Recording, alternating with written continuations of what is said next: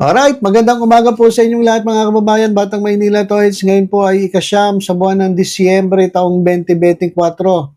16 days before Christmas. Ayan mga kababayan, sana po magkaroon tayo ng masagana, masaya, matiwasay na pagdiriwang ng Kapaskuhan kasama po ang ating mga mahal sa buhay. Oy, doon sa may mga 13-month pay, congratulations po Sa may mga 13-month pay, iba po 14-month pay pa. At tapos yung iba may mga bonus na rin. Kaya paabutin nyo ng New Year. Baka pagdating ng New Year wala na. Ubus na. Kaya ito mga kababayan, politika muna tayo, pag-usapan natin itong si Senator Antonio Trillanes o si former Senator si Sentry. Kasi mga kababayan, sabi po ng kanyang mga kalaban sa politika, ito raw si Sentry ay plastic. Plastic daw mga kababayan. Bakit? Kasi ito, teka, lakihan natin itong ating screen. Meron po kasing video na lumabas na itong si Sentry ay bumili po ng, sa palengke siguro to, sa malamig. Bumili po siya ng, buko pandan.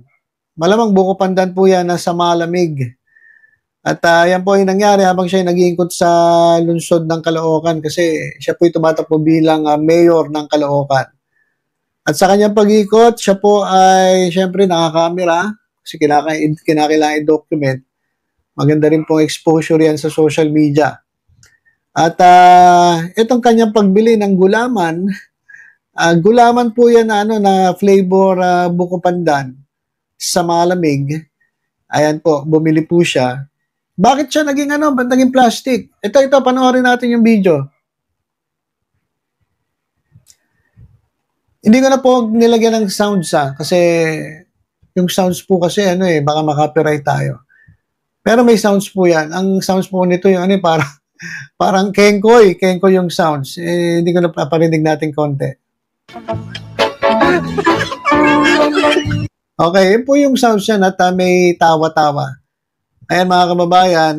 So, uminom si Sentry nung gulaman, nung buko pandan. At yung kanya reaction mga kababayan ay simple lang. Hindi pag tinignan mo si Sentry, parang hindi masaya. Hindi naman siya as in sobrang lungkot. Mga kababayan, tingnan niyo yung expression ni Sentry Ayan, hinigop niya. Ayan. So, ang nangyari mga kababayan, humigop lang ng konti si Sentry at ang mga tinawag niya yung kanyang alalay para ibigay yung gulaman. Alright. Sabi tuloy, diretso na natin Ayan. Okay. Yung video kasi, hanggang dun lang sa dun sa pag-abot niya. Dun sa kanyang alalay. So, sabi tuloy ng mga DDS, plastic itong si Trillanes. Dahil nga daw, pakitang tao lang daw. Ayan simula na ng pagpapakitang tao, yan po yung nakasulat dyan. Pakitang tao raw na siya ay bumili ng gulaman para pakita na siya ay isang ordinaryong mamamayan. Ewan ko kung yun ang layunin ni Sentry. Kasi nasa camera Alam niyo pag nasa camera, maraming iniisip mga tao. Diba? Yung picture nga paints 1,000 words mas lalo na yung video. Siguro thousands of words ang interpretasyon kapag may nakita sila mga video ganyan. Yung picture nga, sabi ko nga sa inyo, maraming interpretasyon yan pa kayang video. Ngayon sa video, mga kababayan, kung titingnan ninyo, ayan, bumili siya at humigop ng sa malamig. Wala po siyang reaksyon. Okay. So, tinikman niya yung mukhang okay naman. Pero siguro, hindi niya lang siguro, at talagang, hindi siya uhaw na uhaw, as in uhaw na uhaw, para ubusin niya yung sa malamig. Diba? Tinikman niya ininom niya.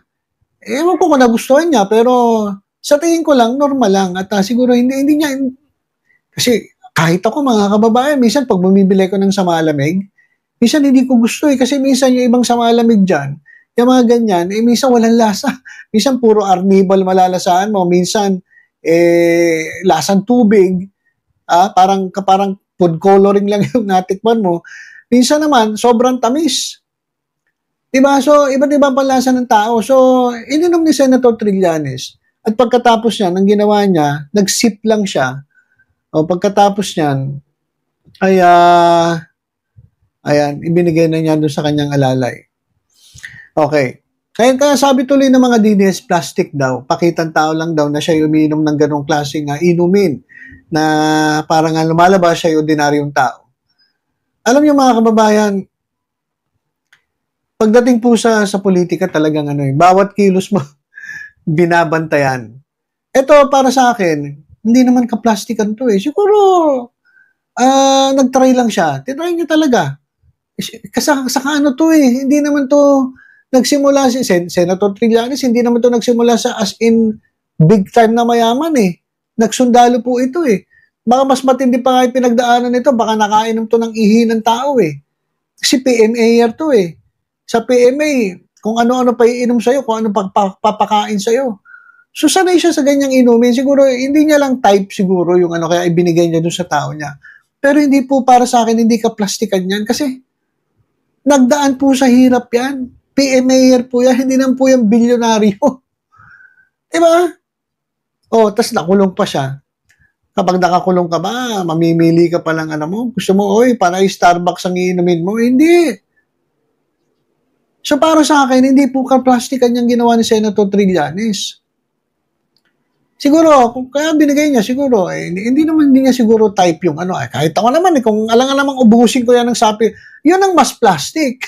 Yun ang mas nagpapakita ng kaplastikan. Kung yung iniinom ko ay hindi ko gusto, pero ngiti-ngiti ako, talagang pipilitin kong ubusin at masukas ako na ako, yun ang kaplastikan. Pero yung ginawa ni Senator Trillanes, hindi po yung kaplastikan.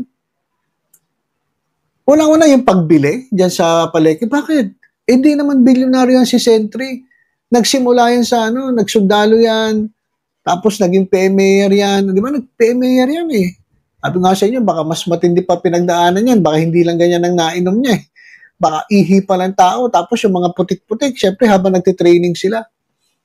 So nagsasabi na kaplastikan yan, hindi kaplastikan yan. Mas plastic siguro siya, masasabi ko, na plastic siya kung pinilit niyang umiti at inubos niya tapos masuka-suka siya.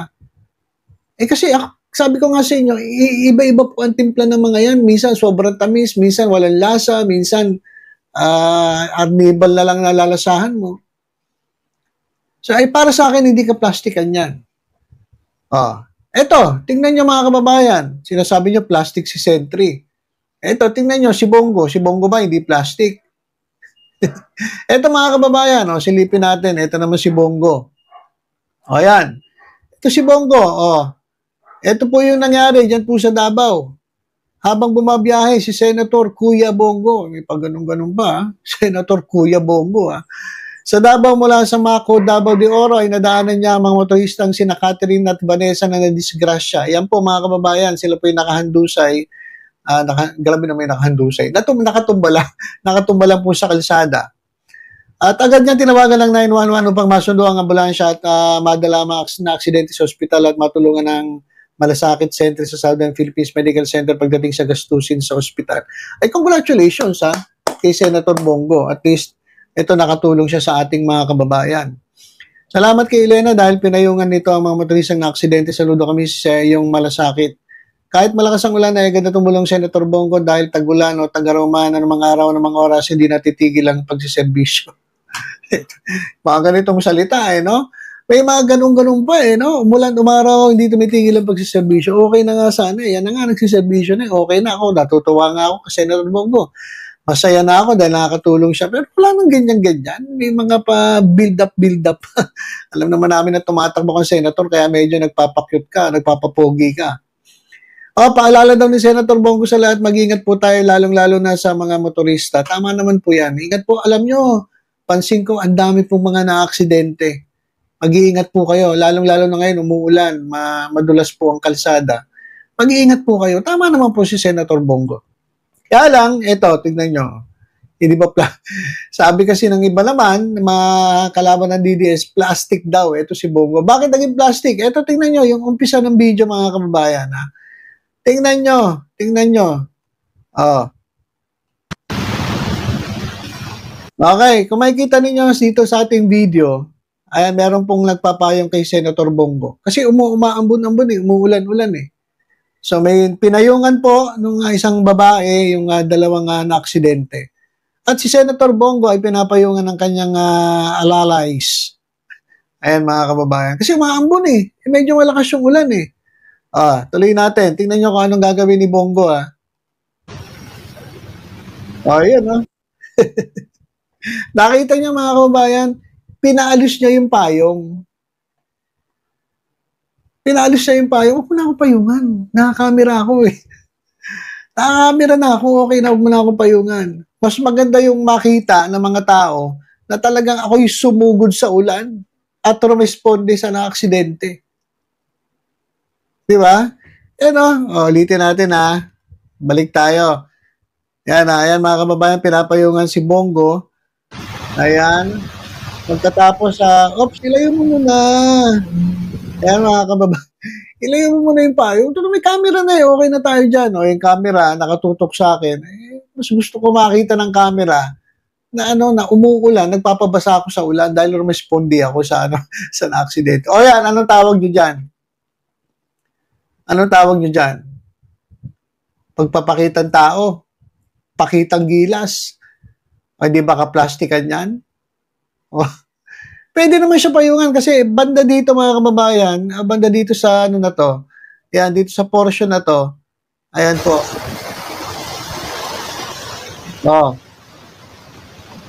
Malakas na ulan eh. Malakas na ulan dito, siya nakapayong na. Papapayong ka rin pala, meron ko pang paalis-alis ng payong. Okay lang naman payong kasi umuulan eh. Ba't kinakailangan paalisin mo pa yung payong para lang masabi na talagang lumusog ka at magpapabasa ka sa ulan para sa malasakit sa na-aksidente? Ayun lang naman ang nakita ko. Pero in fairness to Senator Bongo, yung kanyang pag-responde, goods yan, goods. Ayan po. Tama po yan. Dapat ganyan po ang mga lingkod bayan. Sayang naman po binabayad sa inyo ng sisweldo sa inyong taong bayan. Kung puro sarili lang iniisip ninyo, puro pagnanakaw sa kaban ng bayan, puro pabor sa kontrata ninyo, ng pamilya ninyo, tama lang na magbigay ka ng oras para tumulong sa ating mga kababayan. Kaya tinatawagan niya yung 911, tinatawagan niya yung re-responding ambulansya. Dito, pinapalakpakan natin Senator Bongo. Yun lang hindi ko nagustuhan. Medyo inalalayo-layo pa yung payong, kaplastikan. Pagdating pala rito, ganun din, magpapapayong din pala. Dapat nagpakabasa ka na para mas lalo pang hirong-hiro ang dating mo. So, ayan, mga kababayan, yung mga nakikita natin na mga nangyayari ngayon sa ating bansa. Kasi political na to eh. Election period na. Kasi mga kababayan, malapit na po. Sa May 2025 ay magbobotohan na naman tayo at si Bongo ay isa pong re-electionist. At si Sentry naman ay tumatapong mayor yan po sa lungsod ng Caloocan.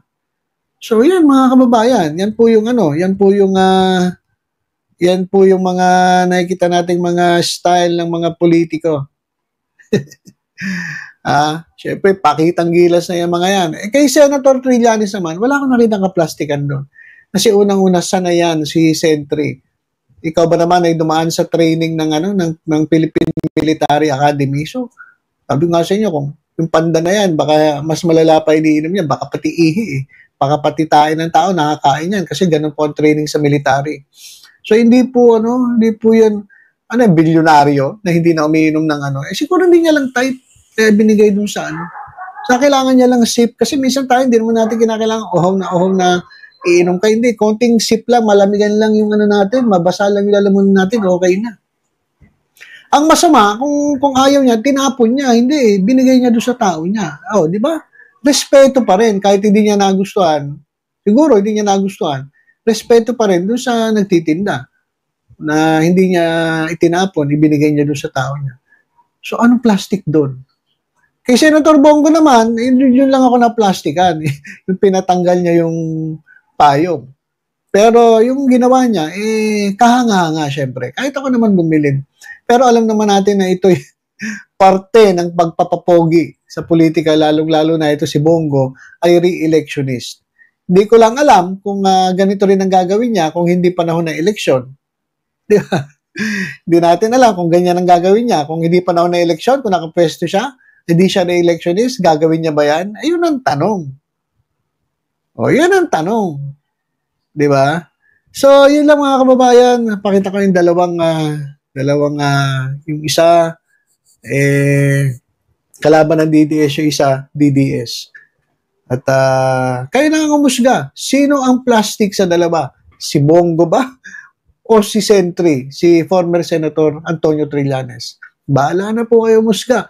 Mag-comment po kayo, i-comment nyo kung sa tingin niyo sino ang mas plastic o sino ang plastic sa dalawa.